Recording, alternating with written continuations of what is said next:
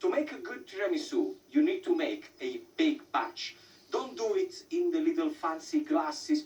Make a big one so then all the flavors develops together. It all starts with eggs.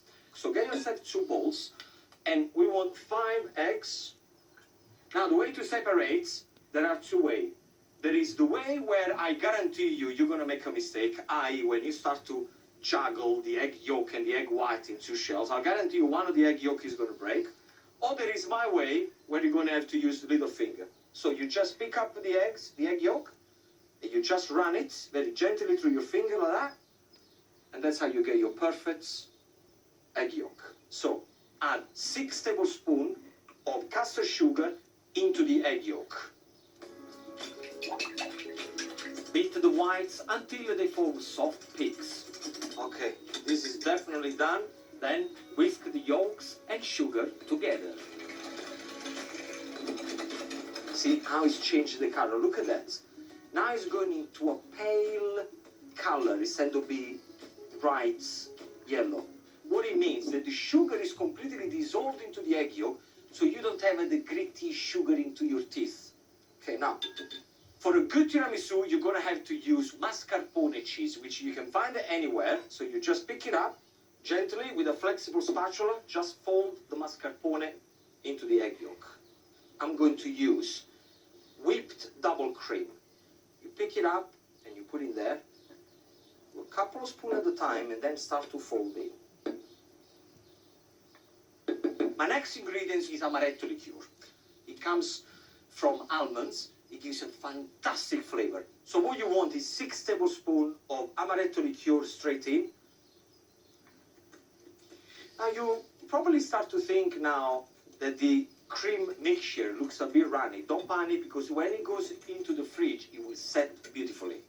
Now we're going to fold in the egg whites. Do 3 spoonfuls at a time. Okay?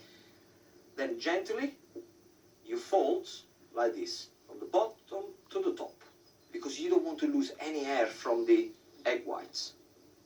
Whenever I make a tiramisu, I always make sure that I make myself a good espresso, because I like the coffee to be strong. If you don't want the coffee to be too strong, you can use instant coffee. But trust me, it's not the same. But whatever you do, the most important thing is to make sure that the coffee is cold. In there, I'm going to add amaretto liqueur. I think 4 or 5 tablespoons will definitely do the job. There is only one biscuit to use when you make a tiramisu, and the biscuit is called savoiardi. Very important whenever you dip the biscuit into the coffee not to over soak it, okay? So look what I'm doing. In, count until 2, biscuit out. 1 and 2, the biscuit comes out. And very important, keep the sugar side always on top. In, 1 and 2, out. Good tiramisu should always have 2 layers of biscuits. See what you have to do? A perfect layer on the bottom. Now, half of the cream goes straight on top of the biscuits. Like that. Add a second layer of biscuits, then another of cream. You just give it a nice shake, then you carry with cling film into the fridge for a minimum of 3 hours. Now, I know what you're thinking. Where is the cocoa powder? Why is he not shaking the cocoa powder on top and then put it into the fridge? If I put the cocoa powder now on top of the tiramisu and then it goes into the fridge, the cocoa powder is going to become really bitter. After 3 hours in the fridge, sprinkle with the cocoa powder, some toasted almonds, and serve with cherries stewed